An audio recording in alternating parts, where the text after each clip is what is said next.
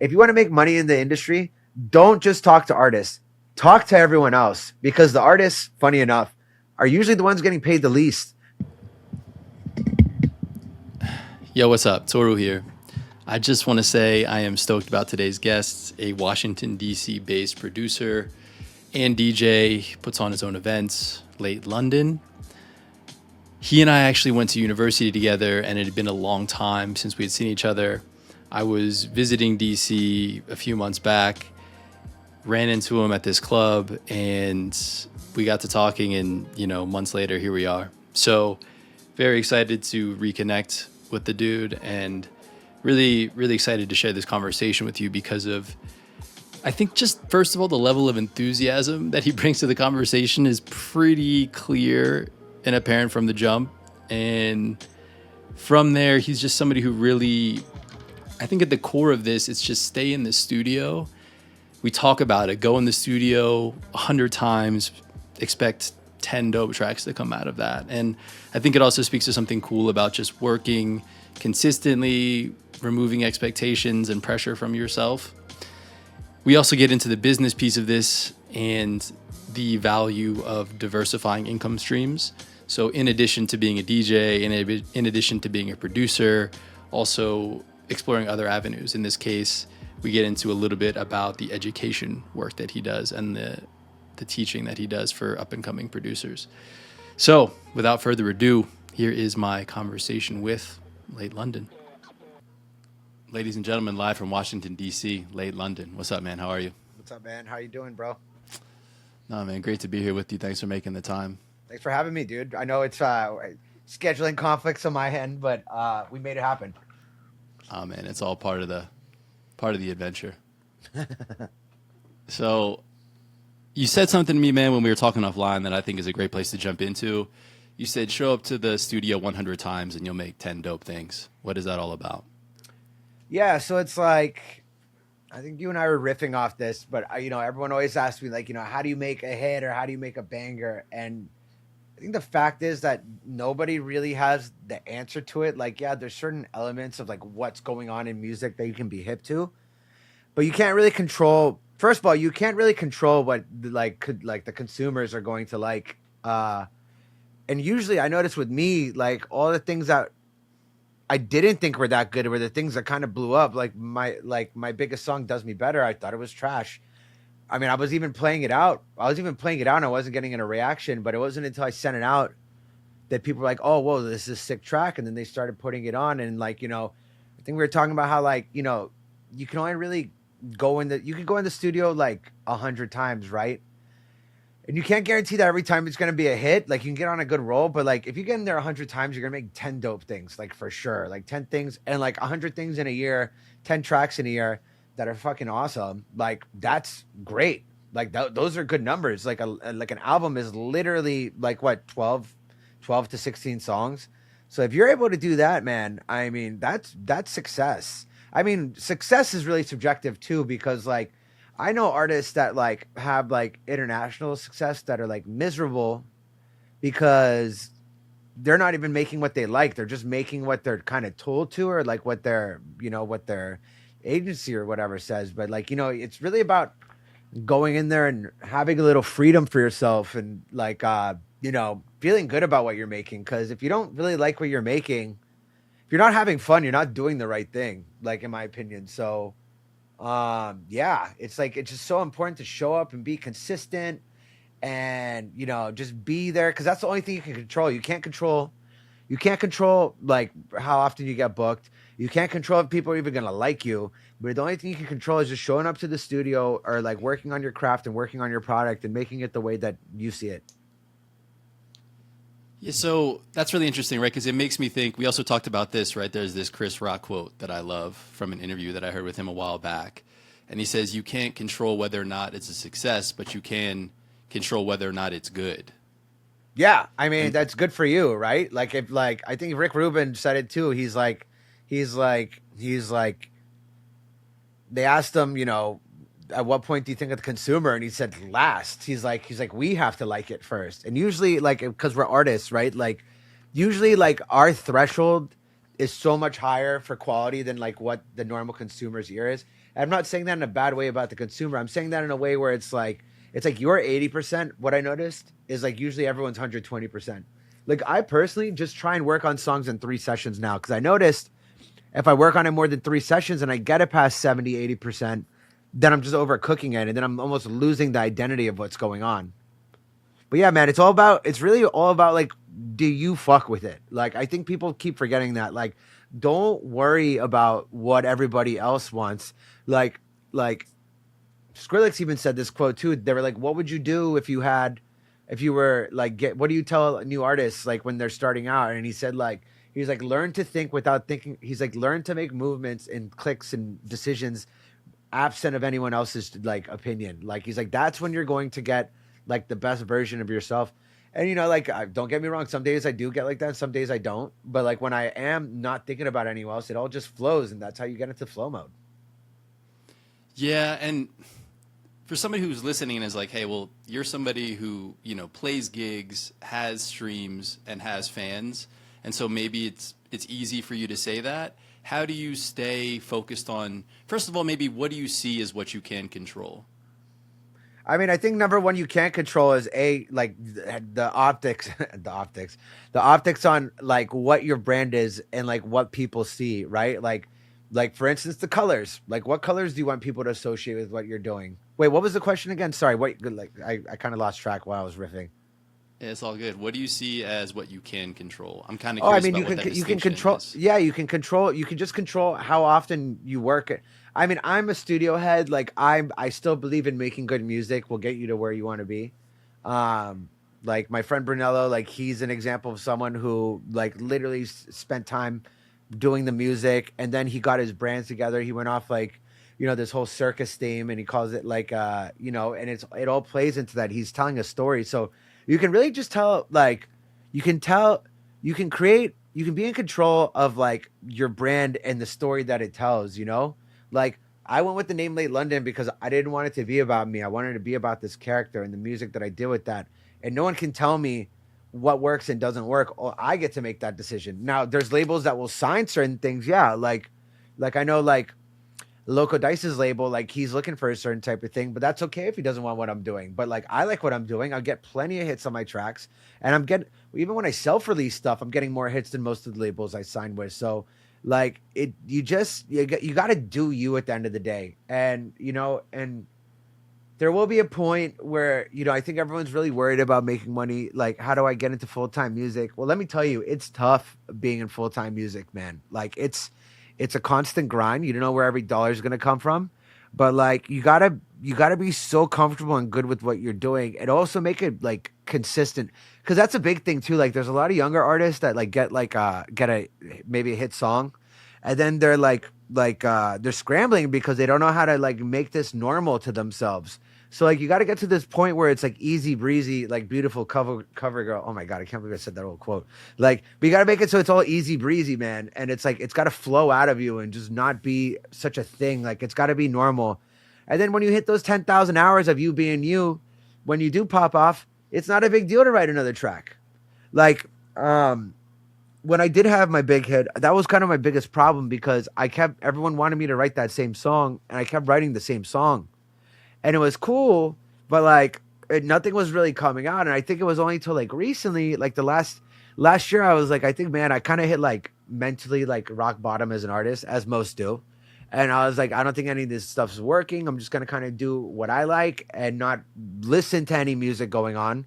I just focus on listening to music that I like to listen to, which was like, like I loved listening to like to old school like Atmosphere and like a lot of classic hip hop and then like a lot of moody stuff. Like I'm a huge Gorillaz guy. I was like, why aren't I incorporating any of this Gorillaz stuff into what I'm doing? So it's like, yeah, I mean, just you can only control you, man, and what you do, and like whatever comes out comes out. But like you gotta keep that filter. You gotta keep that filter like in a good place about what goes in and what comes out. Like, and that's the other thing too, like what you're putting into your body. And I'm not even meaning like substances or medicine. I mean like what you're artistically intaking. Like that's another thing you can control. Like the people that you're around is everything, man. Like it's literally everything. A lot of the most successful people I know have a great group of people around them. I mean, I recently just kind of I don't want to say like I changed any of the people around me, but I started hanging with the people that really gave me like I keep tabs right now on who gives me energy and who doesn't give me energy. And I really made it a point to hang out with the people that give me energy. Um and unfortunately that might be some people that are really close to you and you don't have to like cut them out, but like in my life, it's like I really just hang out with people that are like-minded in the goals that I have, and I try and work forward and push forward with those people. And I have other friends, I still love them, but I just don't spend that time with them because to do this art thing is like 24/7 grind. Like it's a lifestyle. Like I have some friends where like I like to go to different museums and like some of my music friends they'd be like, oh no, that's whack or that's lame. But I have other friends that are like, yeah, bro, that's cool. Like which exhibit do you want to go to? Like oh, like you're into hip hop. Did you know that they have like Jay Dilla's MPC like in DC, which they do. It's pretty sick. Um, but yeah, it's like hanging with those people that like feed into you and want to like invest time and build with you. Like I think that's way more important than hanging out with like people that are like how do I put this? It's better to hang out with those people than people that are like more talented or like have more stuff going on. Like I'm a big synergy person and like I mean, that like sometimes your best songs happen in like an hour or two and it's like you don't know how that happened, but like when you pick up momentum in life, like you got to pick up that momentum in life, right? Like it's like you hang out with good people, you eat good food, you listen to good music, you work on your craft, you make your money, like you do all these things. Like when you hang out with someone who's like an energy vampire, like they're going to fuck up your flow. They're always going to fuck up your flow, and it's really important to be like create inertia with yourself.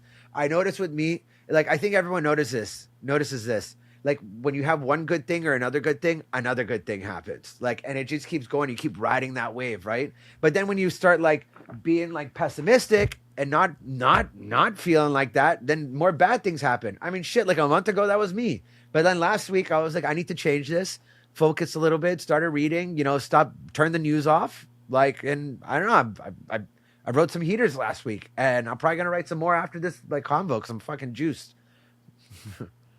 So if somebody can only expect to have like a 10% hit rate, meaning that like I go to the studio 100 times and make 10 dope things, how do you maintain motivation going into something knowing that it's that infrequent in a way that you're going to make I mean, I something think that you got to really hits? experiment. I think you got to feed your curiosity and experiment. Like for instance, like I just wrote a string of like rollers for this guy Paco Suna and his label. They want a third track, and I wrote a bunch of those. And I wrote 3, 4 good ones, and I'm like then this week I'm like, ooh, like I really went into this well of creativity. Like I could do another one like this, but I don't know. I don't know if I'll be able to repeat it again. But I was like, what I could do is like then I was like, well, I haven't heard a song with shepherd. Like, do you know what a shepherd tone is? Like the sounds No. that are constantly shepherd tones are really cool. It's sounds that are constantly rising, and the way it works is you have one sound going like this, one sound going like this, same sound, and one sound like equal in the middle. So what happens is you get this constant, like it's constantly rising because it's always the equal energy. And I was like, okay, like this is cool. Like the Paco songs are really percussive. I was like, how can I go in between? I was like, I wonder if I can like do a shepherd tone of a percussion sound and mix it in there, and but also sitting down and not expecting to do something good. Like I think that's like very important. Like I really sit down and try to not write good music all the time. I mean, the song I have coming on Friday on Still for Talent, like it's a really prolific, good like label. Like we wrote a song as a joke, because we thought it was funny, and they picked it up, and it's like the single on this guy's album, and like, but like we didn't sit down to write it because we're like, oh, we need to write it to like. I know the main artist was like, oh, like I want to get this on the label, but I wasn't at all. Like I was just like, let's have fun with it. Like I think a really good thing to do is like I really try and always make myself laugh with the songs, like whatever it is. And I just think like you should I don't know, just try to be like try to do what you do, but also just try and like do something a little different each time. Maybe it's finding a sample that's different.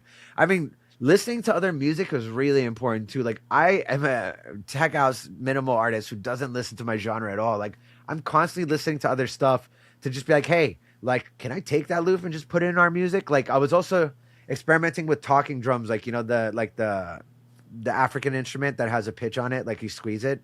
And I was like, this is cool with the shepherd tones. I was like, what if I take these and put it in there, and then when I take the effect off, it's just like the talking drum. But yeah, I mean, just trying to do things that aren't to get like, every song's been done, but I feel like every concept hasn't been done. So it's like, you could take. I mean, the idea with this one today, I was like, okay, it's a talking drum, and I want to keep being in the song like the drum is talking, and then you go in close, and then it's like, "Ooh, hit me, daddy," or something, and like, see, it's funny, and I know in a club that would be really funny, and people would be like, "What the fuck?" But yeah, man, just always experimenting to your curiosity. Like, part of my brand is sarcasm. So it's like I'm always just trying to look for different ways to do it. And, yesterday I felt drained. Like when you feel drained from doing music stuff, like go hang out with people that fuck with you, man. Like I hung out with my boy J Park. My girl came home. I just spent the day with her. We got ice cream. I mean, I feel fat today, but like I feel good. Like cause You look great. thanks, babe. I appreciate it. Yeah, but like just listen to your body too. Like it's also that's so important because I think I think a lot of people, well, there's three stages I would say with producers. There's like the learning stage. I tell this to my students all the time. Like I say there's the learning stage where you got to get like hip, like you're trying to get your 10,000 hours in, right? Like to master it. You got to learn it. You learn the program. Then once you learn the program and get a formula down, then it's the volume stage, trying to knock out as many as you can. Then you get into the quality stage where like it's actually really important for you to not write all the time and to take a break and go live your life a little bit. Because it is just like doing art is like a sport at the end of the day. Like you have to listen to your body and know when you're fatigued. Like I spent years trying to always write fatigued, and I mean I still do from time to time. You don't always have the luxury of being at full energy, but yeah, it's just like I think keeping things fresh to having different approaches is always really good. Like limitation is the artist's best asset, right? So it's like a lot of the best art, a lot of art that you probably like a lot of hip hop you and I liked, bro. Like it's like MF Doom, right? He stole that MPC that he started on, but it was like legendary because all he had were a few records, and like the records that he had, you can tell from like that first MF Doom album was like he didn't have a lot of vinyls. Like he was really flipping stuff that I thought was very unorthodox, but it sounded sick because it's what he had and what he made himself work with, and with the internet now and YouTube and stuff, you can jack and sample anything, man. And that's almost the problem. I think like that's kind of the problem with a lot of people. Like the options are too limitless. And I try and teach this to my students. I'm like, try and narrow down your options. Like just act like, hey, I only have this one drum machine, or I only have this one sample or this one keyboard. Like just focus on what you have in front of you and like master it. Yeah. That was kind of a long answer to that question. It's cool. So I'm curious about, because that's really interesting what you mentioned in terms of like thinking about those 100 studio sessions. Not every single studio session is the same. You mentioned, for instance, some are maybe writing and producing, others are pure experimentation. Yeah. How intentional is that? I'm curious, do you know today is going to be a play day, I'm going to experiment, I'm going to maybe look for samples, or today is going to be a production sure. day, or is it just however you feel when you get in there? I mean, I'm lucky because I'm full time, right? So it's like I get to like break up my day. I don't like to write past like before 2 p.m. Like it's just I've tried writing in the morning. It's not me. I have other friends who don't. But like it's more about like I'm constantly like bullshitting with my curiosity. I'm always the intention is to always write when creativity hits. Like every time it hits, you should go.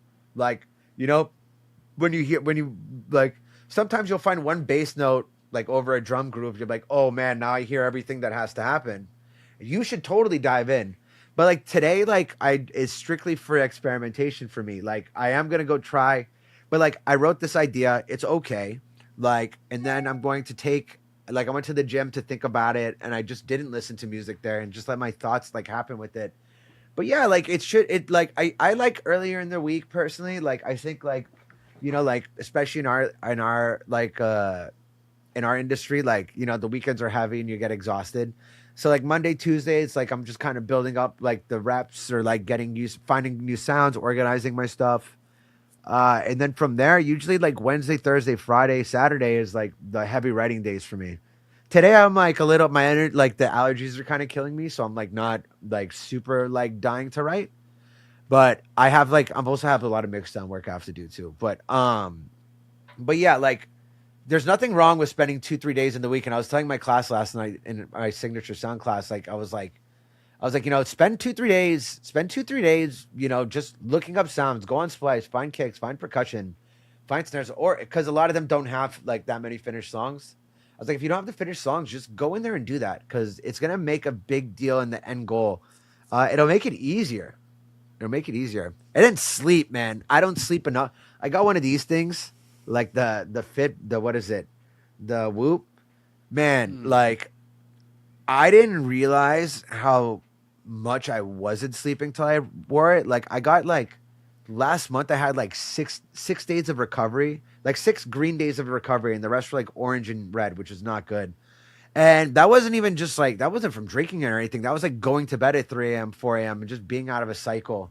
So listening to your body too, man, is just so important and taking care of yourself. Like the more you sleep and the rested you feel and the better you feel, the better you feel, the better music you write. Like it's what you put in is what you put out. Why is finishing music so important?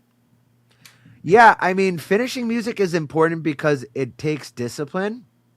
Yo, taking a quick break from this conversation with Late London to let you know about The Practice, which is a video archive that I am maintaining of studio sessions from guests on the show. Late London's is up and available now, where he built a track from scratch in 30 minutes. He started with a sample and went right in. He is somebody who makes really dance floor oriented music a lot of the time. And so it was really cool to see somebody work towards something a little different really quickly. Subscribe for free, producerhead.substack.com, and get access. Back to the conversation. I try and tell this in my classes too, for late learning, which we'll touch on, is like I give everyone like a formula on how to write music, like where I say this is how you do it. Like you don't have to reinvent the wheel every time. And when you say finish is subjective. It's like it's not like I think someone said it's like you don't ever finish songs, you stop working on them. Like I think it's important to write, like at least in my genre, it's like write your build up, write your drop, write your main build up, and then write your final drop. And then the intro and outro are just the same thing backwards. And it's like you should have it together because you should be able to look at it and stand back and not think like, oh, I have so much more work I have to do. I have to do this or that. I think when you have it in front of you and then you take a little break from it, like I always try and forget about the song before I like to write the song and then export it and then not work on it again till I don't remember what the song is. And that usually does wonders for me because like, it's really important you can't ever hear the song you wrote for the first time, right? Like other people can. So I try and put myself in that position where I'm like, oh, wow, this is too loud. This is too that. Like going out for a walk, getting out of your studio and then coming back, like you have fresh ears, man. It makes a big difference. But finishing, it's subjective. Like it's never quite done to you, but you also got to trust people around you. That's why with the finishing stuff, man, like a lot of people keep their tracks to themselves. It's really good when you're starting out to like send your stuff out to people that like you're close with because they can give good feedback, constructive feedback on basically you have to finish or what you're missing. I mean, this one guy I was in the studio with the other day. He's like, I have this sample on this song. It didn't sound good. And then he's like, we can use the sample. And he showed me the track. I was like, bro, this thing's done. And he's like, no, this and that. I was like, no, dude, it's done. I was like, you don't like trust me. I was like, we can't. I was like, I want to use this sample, but we can't because this is done. Like it'd be a shame to the project. Like, but yeah, finishing. I like when you get to the volume stage, like you should try and finish your tracks. Because I can tell you, I have songs. There's this one song I have called "Round It Goes," where it's like I stopped working on it because my roommates yelled at me because they were tired of hearing it in the house. But I had the song arranged, and then like 2 years went by, and I was like, "What happened to that song?" And then I listened to it. I was like, "Oh, I just need to do this and this." And then I made 2 tweaks, and then I sent it off, and it got picked up like that. And it got like it was like, and then I think these two dudes, Nick Fanciulli and Butch, who are like my big idols. They ended up playing it in like a really big set of theirs, and people are hitting me up about it now. So it's like you just never know. It's good to set yourself up for like. It's interesting. Like you should set yourself up. You got to do the, you can do the easy stuff like the intro and outro stuff. Like your songs are different than ours, right? Like we have these 5 minute tracks. The first minute is drums. First 30 seconds is drums. Second 30 seconds is bass. Then it's like 30-second build up. Then it's a minute drop. Then 30-second build up. Then a mega build up for 8 bars. And then another minute drop. And then minute outro. And that's like pretty much how it all goes. So with that formula, like it's good to just kind of do your thing. And then you'll deviate it from it too when you're just going down the line. And like you have it in front of you. Yeah. How do you know when you're done with a track? Great question. One, sending it to my friends, and they're like, "Oh, I want to play this out." I just have this rule now, man, where I just say 3 sessions. I do 3 sessions on it, and then I'm like, "Would I play this or would I not play it? If I won't play it, I mean, I'll send it to friends, and usually you can tell from their reactions." But yeah, like I just kind of also like I'll give it like a little mix down too. For me, it's always I usually like the music I write. It's usually my mix down that I'm never in love with. Like I won't ever get it to that stage, but yeah, like I listen to it in the car, listen to it on the TV. Like I love connecting my shit to the TV upstairs and seeing how it sounds on there. Like I'm very big on listening to it on different sound systems. I think that's why my mix downs are good. But yeah, just sending it everywhere. And then different songs I'll send to different types of people.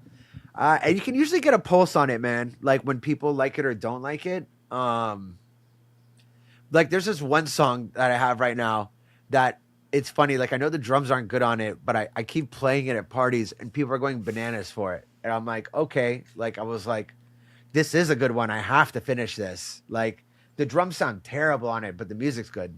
But yeah, and you also just know kind of. But I mean, so using your surroundings and the people, like again, this is why it's so important to surround yourself with good people. Like surrounding yourself with friends, like my boy Jay Park, like he tells me when it's good or when it's not, and like he knows, like I trust him, like he has no skin in it. He knows I have tons of songs, like I don't have to release it, but if he tells me, I trust him. Same with my girlfriend too, like she knows she's always a really good litmus test. My girlfriend plays all my tracks before I do. That's the other thing, like. Usually my friends play my tracks before I do. And even a lot of songs like that I write, I don't even play them out. Like it's other people playing them out. And then I see the reaction. I get the reaction from them. But definitely sending it out to people. It's always a good test. How do you balance? Because that story that you told about that track, letting it sit for a couple years and then finishing it and then have it. I think there's something interesting in that, which is sort of this hard work versus patience. I think what's underneath a lot of what you're saying is consistency and hard work to develop competency. I think when that happens, it is common to then start to develop expectations because you want to experience rewards for your hard work. Yeah, I and mean, also at the same time. Sorry, keep going. No, so yeah, I was just going to say that there's part of what you're saying also is you can't control whether or not things are success and on what timeline they occur. And so how do you think about balancing those things for yourself in terms of working hard and being patient? I mean, I'm just consistent being in the studio. I mean, you never know. I mean, you just never know, man. Like, but if you like it, you're going to keep doing it. There's so many different ways to measure success. Like right now I'm very focused on, paying all my bills strictly from music. And that's like a success in itself. Like just because people aren't playing your tracks doesn't mean that you're not like having success. I've definitely had periods where no one was playing my stuff. And then it's funny, like it was like, this guy, Paco Osuna, like I didn't think he was playing anything I was sending him. And then I ran into him in London and he played one of the tracks. I was like, dude, you're playing this? He's like, I love this track. He's like, we're going to sign it. I'm like, that's cool, man. Didn't even know. But like, you can't get that. You gotta really just be happy with yourself and what you do. Like you can't look at other people's validation. Like, I think that's like a big problem in this industry. And like Instagram has kind of ruined that for people because people really measures your success like based off of, your likes and all this stuff. But let me tell you, a lot of people I know that are touring that are successful artists, they're paycheck to paycheck. They're broke. And like I have like I'm not touring as much as most guys like I am, but like like I'm still making a ton of tracks that I love. Like I started this school, Late Learning, which is getting like I've got like I've had about 70 students in the last 3 months. Like it's been really great. I'm happy with that. I'm paying my bills in the comfort of my home. Like it's there's little successes in everything, man. I'm also teaching a lot of people that like are really appreciative of it. So it's not always about like being the cool guy at the party. Like you never know what people are going through, but like being having peace of mind. I think number one is having peace of paying your bills and having peace of mind and being healthy. Like those are the three most important things, man. Like, and I think a lot of people lose their mental health in this industry like a lot. And I've definitely had ups and downs. Like I just took a hiatus from going from the clubs for a month because I was like, I just can't handle being here right now. Like it doesn't feel right. And I went to the club again last week and I felt good. But yeah, man, it just like you can't high ups and lows. They're gonna happen. It's a very music is very like forgiving to people. Like it's like even Diplo, I'm sure struggles with like, oh, I'm sure during his Lean On era he was huge, and right now he's doing his country stuff that may not be as big, but he's still cranking out songs. And then you're staying consistent. You're hanging with the right people. You're staying connected. Like you're doing work for other people. Like it all comes through. Like being a good person at the end of the day. I think it helps a lot. So yeah, being true to yourself and being at peace, man. Like it's so important to just be at peace with yourself. Because if you're at peace with yourself, the success doesn't really matter. But I mean, paying your bills at the end of the day, that's the biggest part. I know a lot of artists have issues with like paying for their bills and like they're like flying all over. Like I have a friend who like played 3 shows last weekend. Like he was saying he had to borrow money to pay his rent. Like it's like, but he looks successful. Like you would never guess it. But yeah, man, it's how it goes. Like you gotta be down for the ride because this industry like will eat people up. Like music is so unforgiving.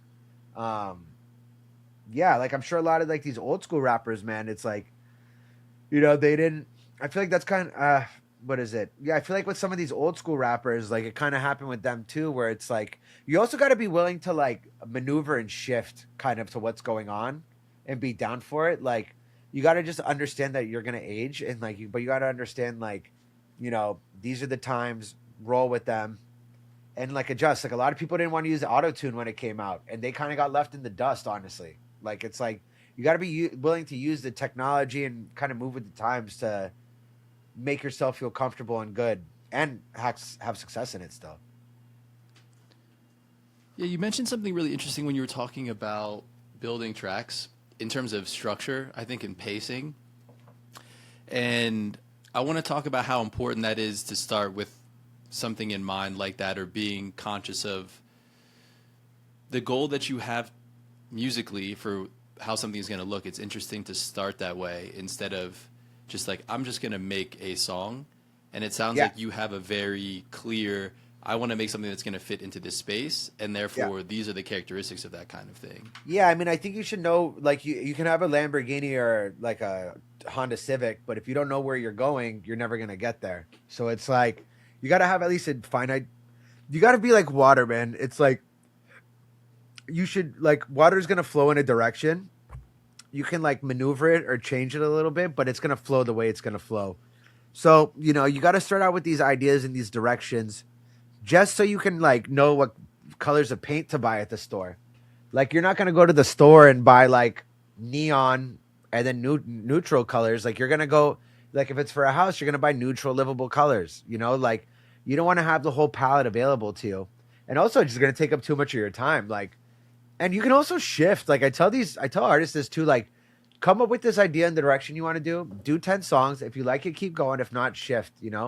I'm kind of trying this like kind of like electro punk kind of thing right now. I mean, my main sound is like it's kind of like I don't want to say Latin rollers, but they're like it's like driving bass lines with like organic percussion, things like that.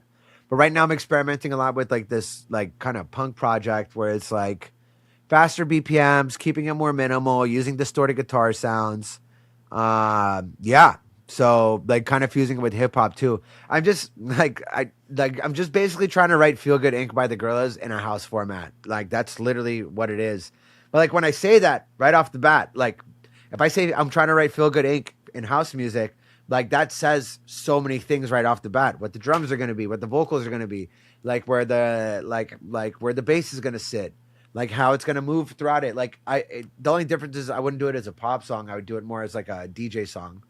But yeah, man, like having a good direction, and then when you have that direction, what you want to do, like then you can just kind of keep going down that rabbit hole, you know.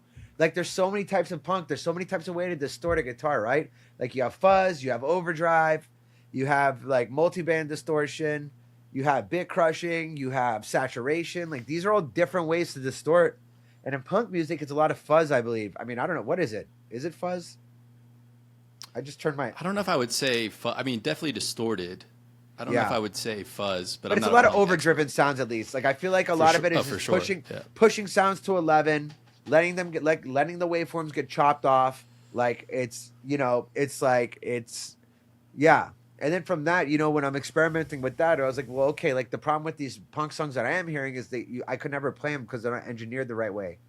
So I'm like, how do I take that and do it in an engineered way, which like we can totally go through um, in a session today.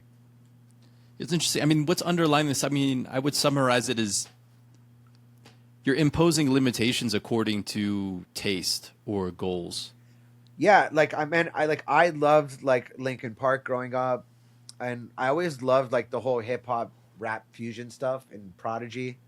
Like the what was that Jay Z and Linkin Park album? Remember when they did like what was it called, Collision Course or something?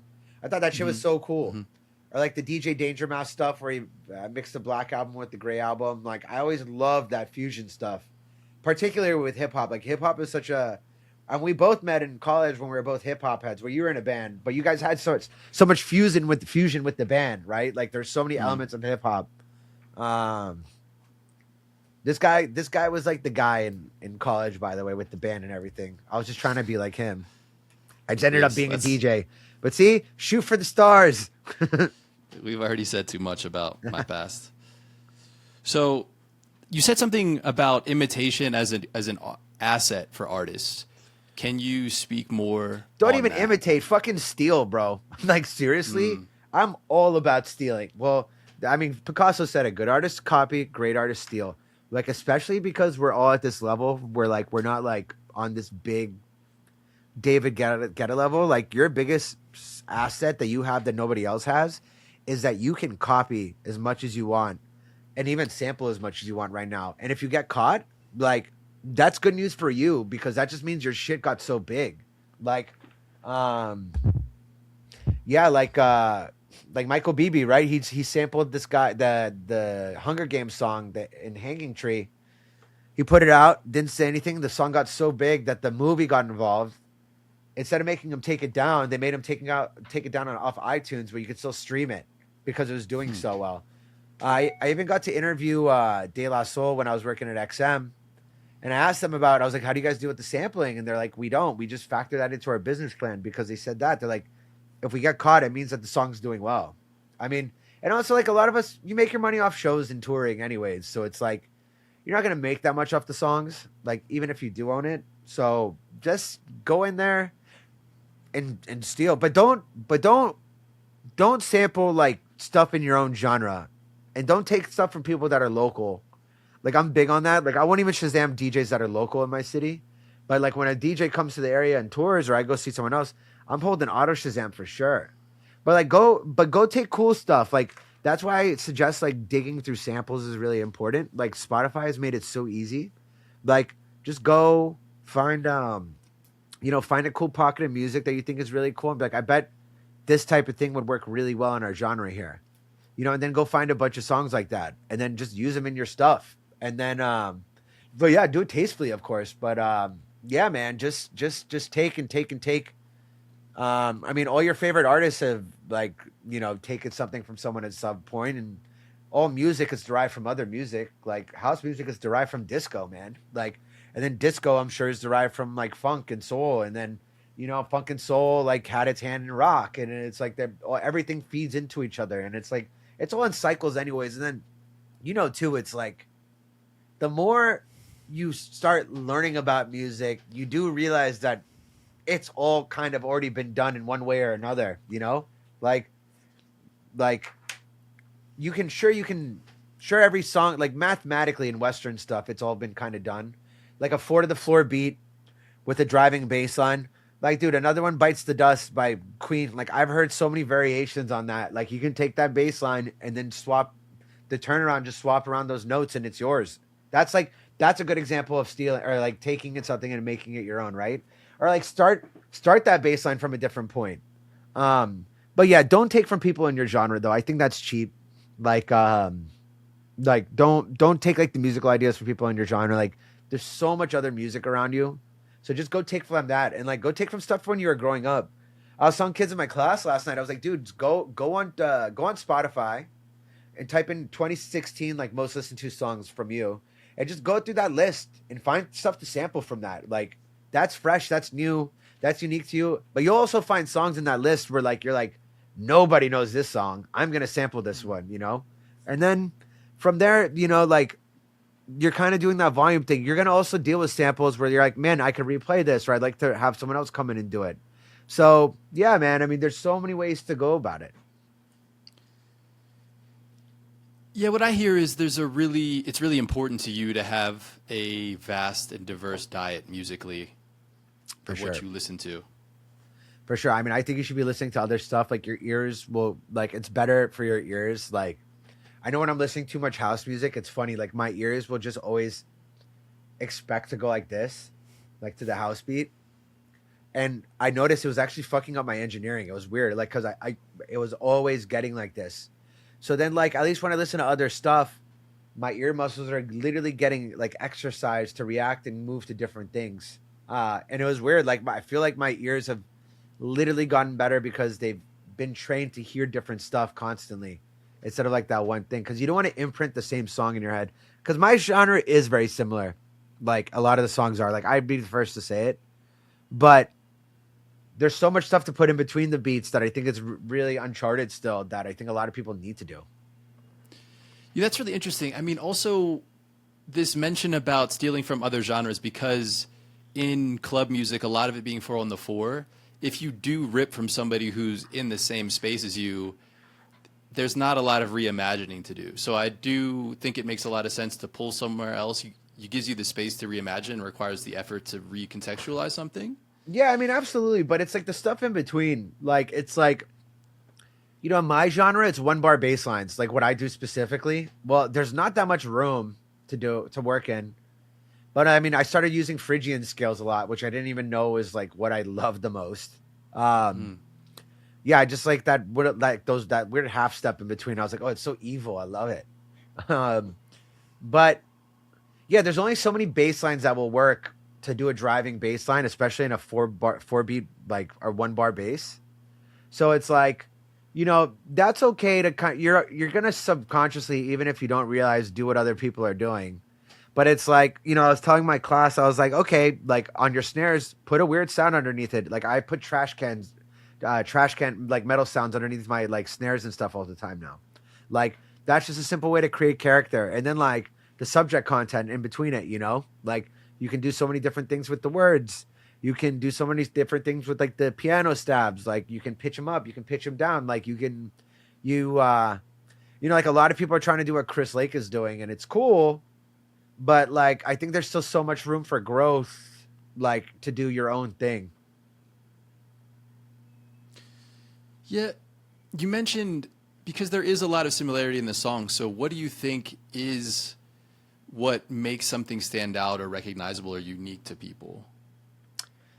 I think talking about something like unique is cool. Like, um, I think the lyrics obviously are a great place to start. Like if every song's been written, I don't think that's necessarily true because you can have a song that's got the same musical composition that was written in the 80s, but they couldn't talk about Instagram DMs in the 80s. Like that's social content that hasn't been talked about. Right there alone, your song's already different because you're talking about DMs and Instagram, you know? Or like now you can talk about like how people like your AI Claude bot more than you when they're talking to you, you know? Like maybe that's a whole thing. Like why does everyone like my AI counterpart more than me, you know? And talking about that jealousy. Like these are just things that you can talk about that are different. Cuz it's funny like in terms of synthesis, like I don't think there's really much more room to go. I think they just figured out spectral synthesis. I don't even know what it is. But like yeah, I think after FM synthesis, it was kind of like the peak of like what's happening with sound. So you got to kind of accept that. I mean, I'm not a big sound designer. Like I can do it, but I'm not. It's not my strength. Um, you know, like so, it's just really important to experiment with. I think the content of what you're dealing with.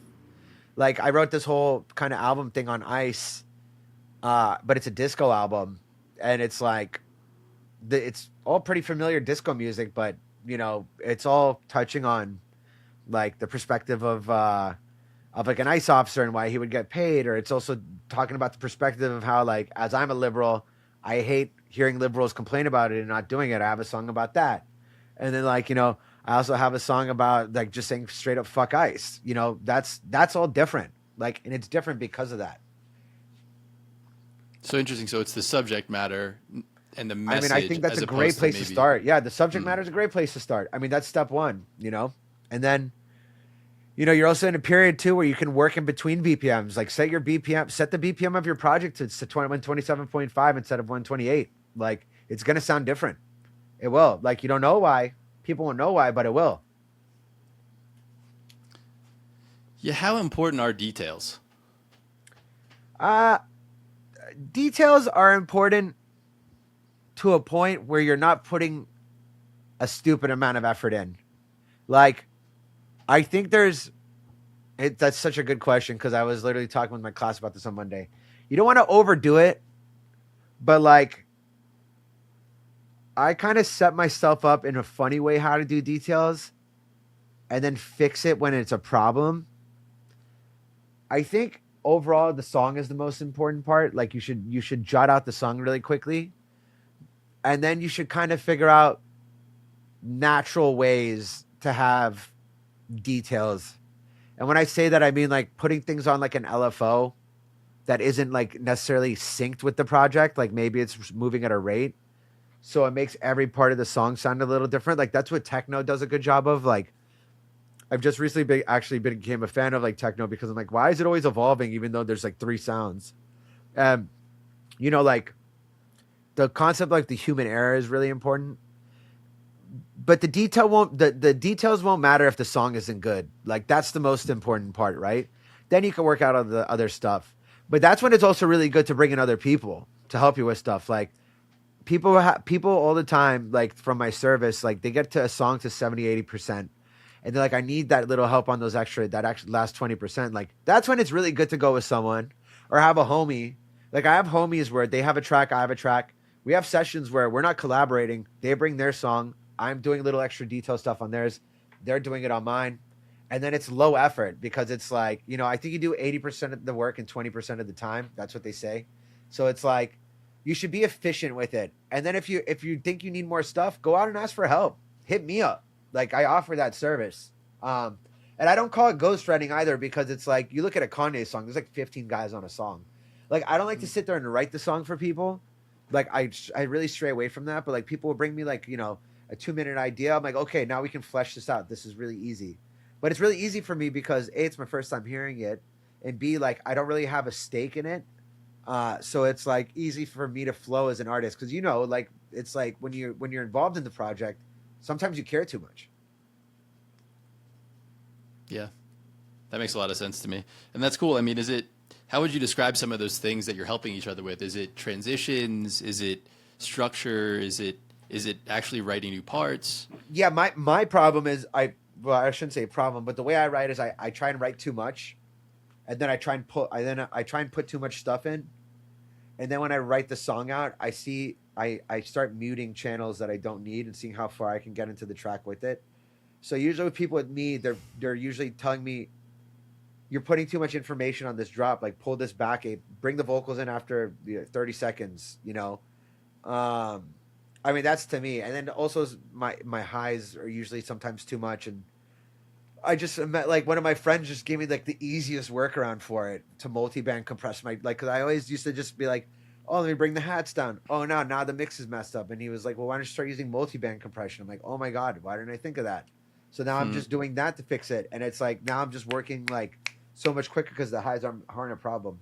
I also have this other studio upstairs with the Yamaha HS5s, and I hated those speakers because my mixes sounded so bright on them. Now I'm starting on them because it like now I know when the highs are good on that, they're good everywhere. Hmm. So I mean, I really fare well being in different environments. I can't say that for everybody, but for me, it's like when my ears get too used to a room or something, that's when I start like not making as good as stuff. So yeah, getting out of your comfort zone and doing different stuff is, I think, really important to that process. Yeah, it really speaks to a lot how a recurring thing in all of this is the importance of having not just yes men, or super critical people, but people who you can trust to bounce things off of and help you get to the best version of whatever it is you're working on. Yes, but also you're right about the yes men part, but it's also good to hang out with people who, when they have criticism, they give you solutions. Like I'm very big on that when someone sends me stuff. I hate it when I send to someone to track to someone like, oh, this is cool. They're like, yeah, I don't know about that vocal. Like if that was me, I'd be like, yo, this vocal is cool, but you don't need to put the whole verse in there. Just use like the first two lines, wait 2 bars, put the next part of the line, and go start putting it like that.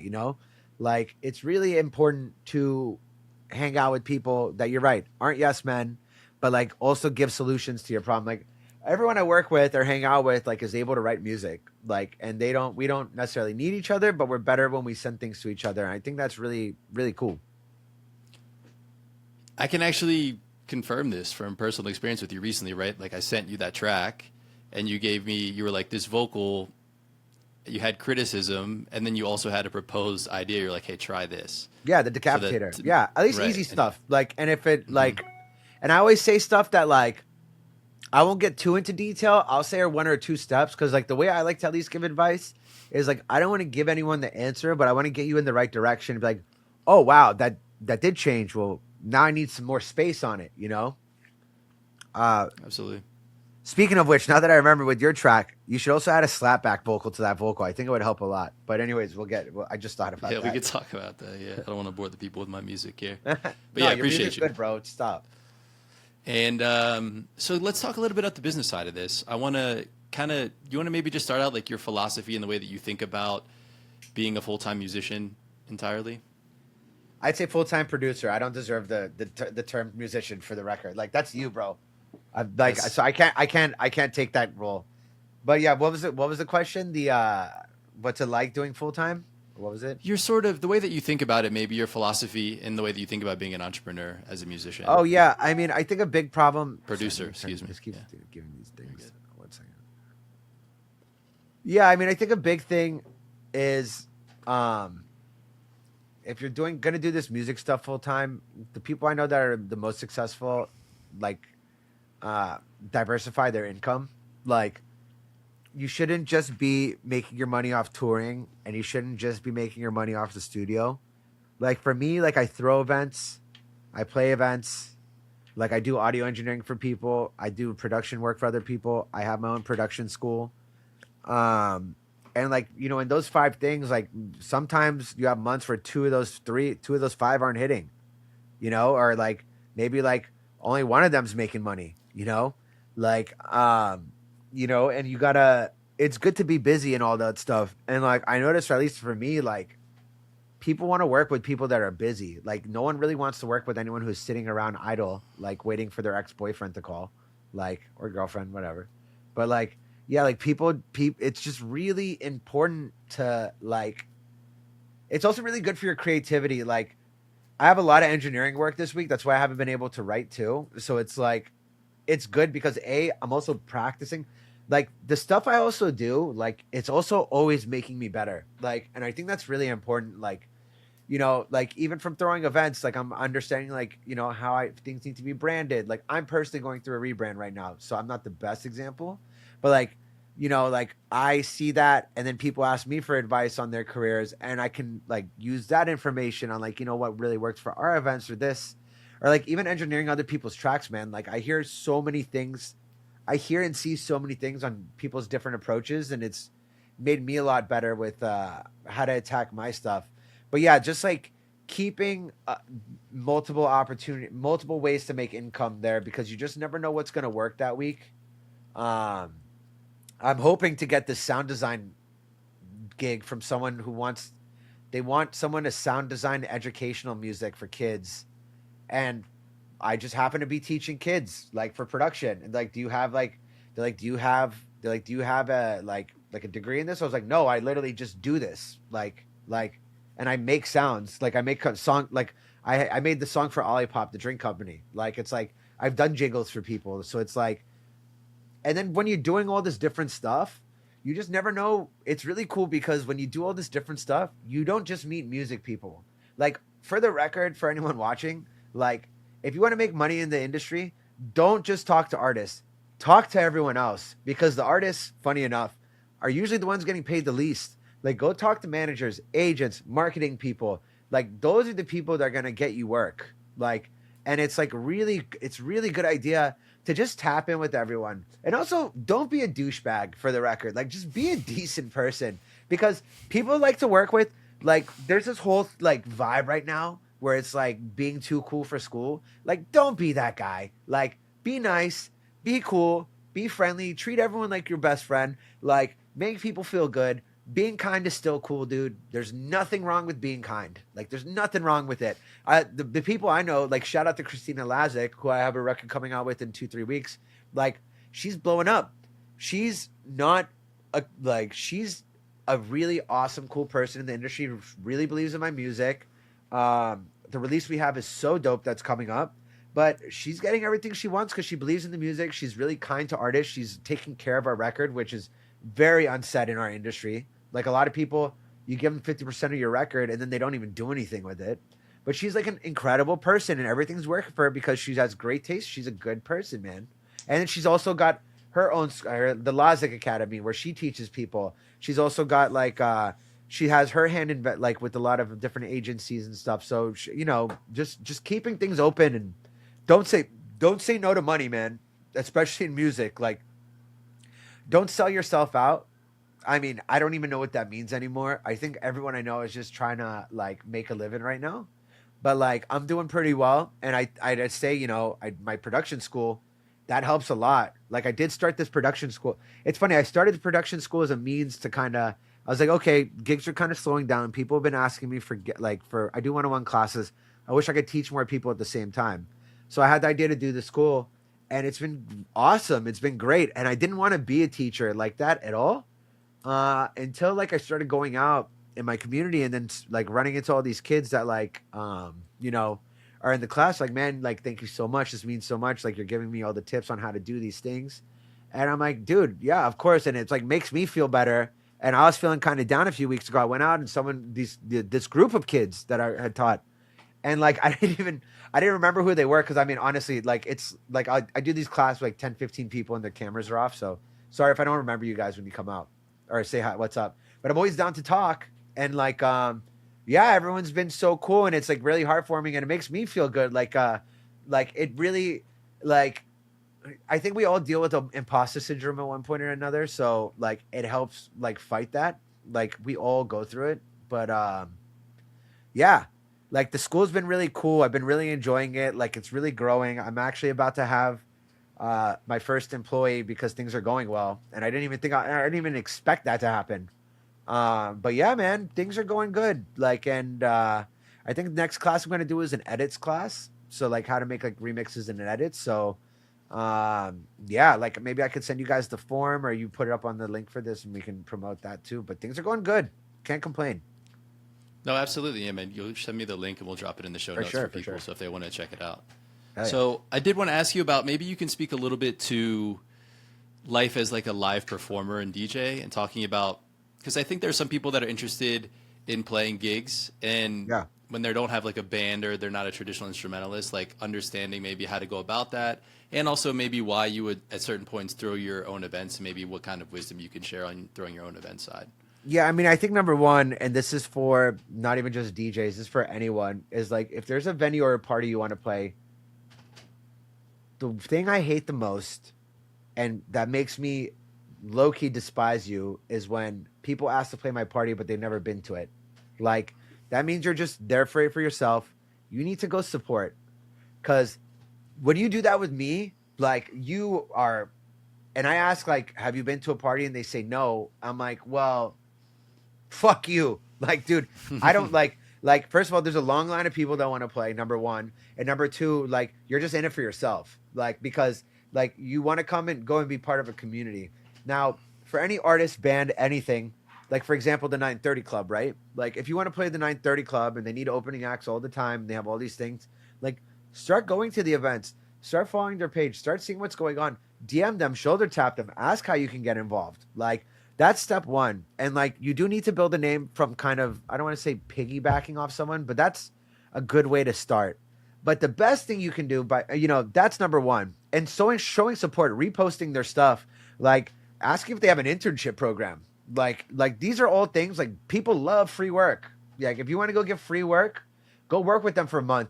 After and then with the month, I mean, one thing I always do with it, like when I'm hanging out with people, like especially industry cats, is I never talk about myself. Like I just ask questions and make them feel good and see like how I can help. I don't overextend, because there's nothing worse than like when someone likes you and you know they like you and then they're like trying so hard like to like be there with you. Like, just see how you can help. That's really important. Go grab lunch with these people too if you know someone. You'd be surprised on your Instagram. Like, go check out the page, see who follows them, ask your friends, see if they know someone. Like sitting down outside of an event. So if you can even meet these people outside of an event, that's way more powerful than talking in the club. Because yeah, everyone wants to be your best friend when the party's going on, but who wants to be there like Monday, Tuesday, Wednesday, Thursday, Friday, or the days when things aren't going on? That's important. Number two, though, for a lot of the younger people, it's like a lot of younger people, you have bigger social networks. Like I'm older, so like I very much keep my circle tight now. But like, for the younger people, if you have a big group of friends, go find a bar Friday night, Saturday night, or wherever you want to play, walk around and see which place is dead. Go into that place. Go to be like ask if the bar owner or the manager's there. I've done this multiple times in my career. Like I did it in Salamanca, Spain. I did it internationally. Like I did it everywhere. I did it in so many places. Like go in there and be like, hey, hey, like I just lie, bro. Just go lie and be like, I throw events all the time. I can bring the speakers and the gear. Like can we charge can we like do some kind of deal where I bring people through the door, I keep the door, you get this, but make it work. And if the place is dead and you're bringing 50 people out, like, and every person that's spending 50 people come in, each of them spends like 20 to 30 $40 at the door. Like that's a lot of income for them, especially if they're dead. But you'd be surprised, man. There's not a lot of places that are popping like that. Thursday night is also a really great night to attack too. Most places don't have a good Thursday night party. Go out and do that. Sunday nights are a good party too. Monday, Tuesday, Wednesday. I mean, it depends on your city, right? DC, it's really revolves around Friday, Saturday. But some people tried to make a Thursday party recently, but it's tough. But you can just try, just walk around, pound the pavement. So I just have some kind of short or quick hit type questions to close it out with, if you're down. What's your most used piece of hardware right now? My ears. No, I'm just kidding. I have a Nord Lead 2 here. Like I actually bought it at JMU, funny enough, and I never used it. And then now I use it so much. Like it's I mean, let me see. You can kind of see it over here. This is my wall of synths. Oh, nice. But the Nord Lead 2 for sure. The MIDI log I use a good amount. And then I also got that Tame Impala keyboard. I don't know if you've seen that, but it's pretty cool. But it's really hard to not sound like Tame Impala when you're using it. So, but it's fun to just write stuff on it, like for chords. Like I'm trying to get more chords in my stuff. But yeah, the Nord Lead 2 for sure. Very cool. Best free plugin or tool that you would recommend to people?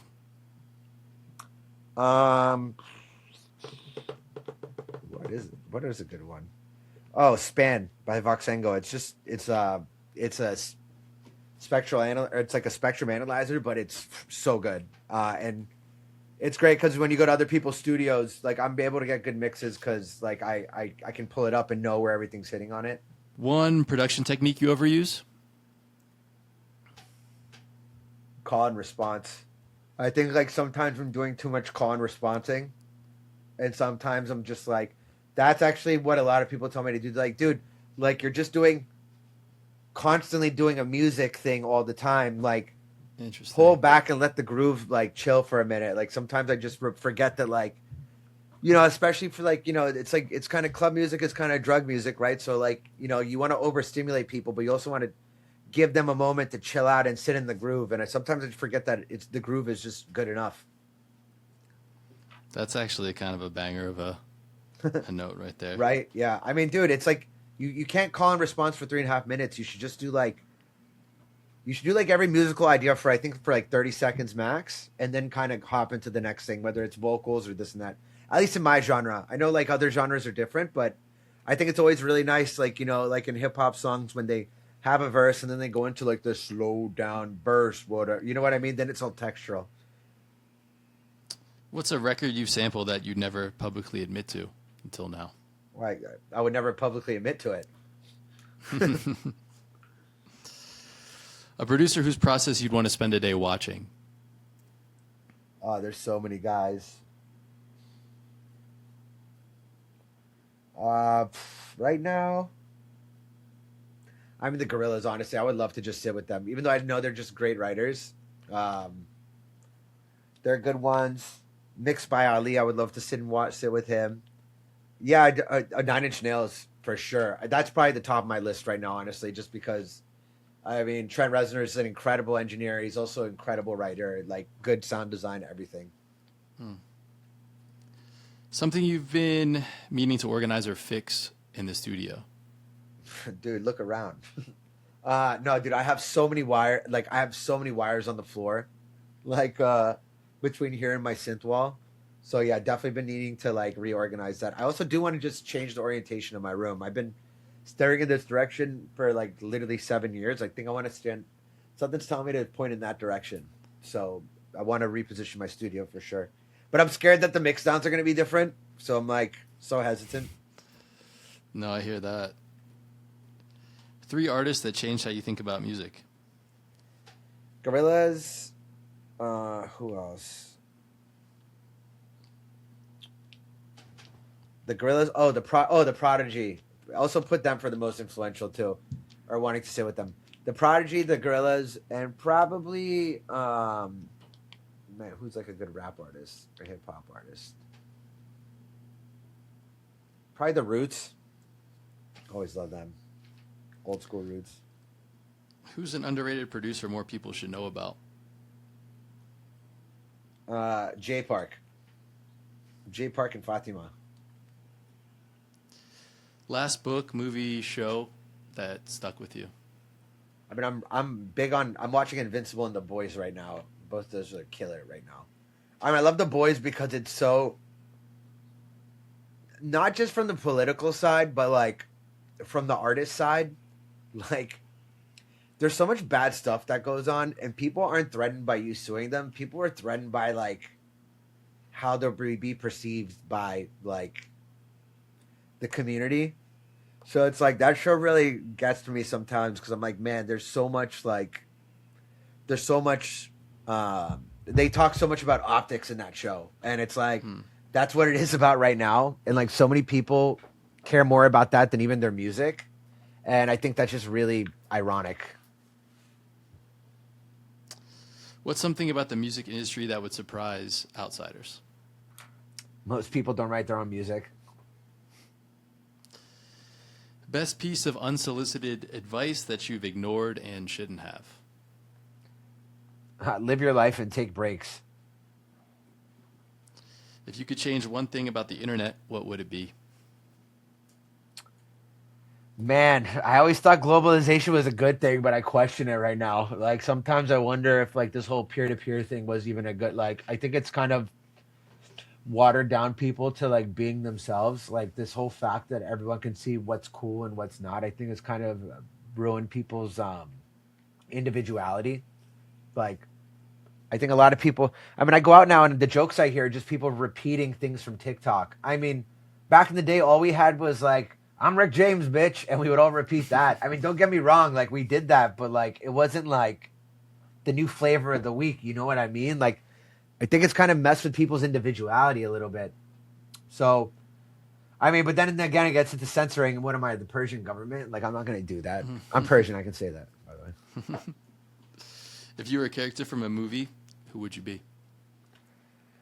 I mean, I feel like I'm Michael Scott from The Office all the time, like all the time. Um, Probably like I'd probably say Will Ferrell from Night at the Roxbury, but I forget if he's Doug or Steve Wutabi, but one of those two for sure. Right on, man. That's all I got for you, man. Is there anything else that you'd like to share with the people listening? Yeah, just so I have this school called Late Learning, where basically I have different tiers of how I teach people. I do mixed down classes. I do kind of this intro beginner class. If you don't know how to write music, by the end of it, you'll be able to knock out tracks. And then I have the signature sound class for artists that are like just kind of learning to. They know they're good, but they don't feel like they're great yet, or they don't think there's something super unique to them. They don't know how to like do that or go to that next tier. Like that's what I teach then. That's my favorite class actually because I'm learning a lot about myself, and organizing myself too. Um, but yeah, like I also offer mixed down work and one-on-one work. I do it all. So if you go to latelearning.com, you can literally get all the services there and it connects to me. Or just DM me on Instagram if you're curious. I think Late London Music. Yeah, on Instagram. And yeah, if you guys want to learn, like I always say, it's never too late to learn. So hit me up. I mean, guys, I'm 37 and my career is just starting. Like, so don't think that you're like too late to the game. Like you're literally right on like like tomorrow or today. Sorry, today is the best day to start.